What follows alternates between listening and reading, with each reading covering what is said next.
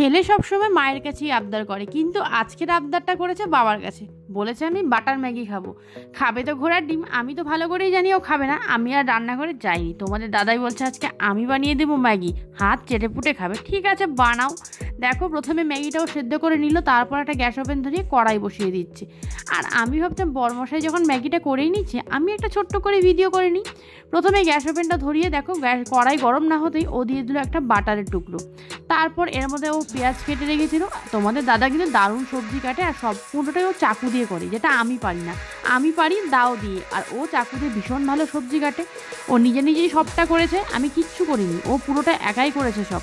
পেঁয়াজগুলো দিয়ে তারপর দেখো একটু নাড়াচাড়া করে ও ম্যাগিটা দিয়ে দিল। ম্যাগিটা দিয়ে একটু নাড়াচাড়া করতেই ম্যাগি মশলাটা দিয়ে দিল। দিয়ে সমানে নেড়ে যাচ্ছে যাতে নিচে তলায় লেগে না যায়। কন্টিনিউ নেড়েই যাচ্ছে, আর আমি একটু ভিডিও করে নিচ্ছি। আর এদিকে দিয়ানও চলে এসেছে বাবার কাছে, বলছে কি আমি ম্যাগি খাবো, আমি ম্যাগি খাবো করছে এসে। আর তোমাদের দাদা সব রান্নাতেই একটু একটু চিনি দেয়, তাই না আমার ওকে একটু চিনিও দিয়ে দিল।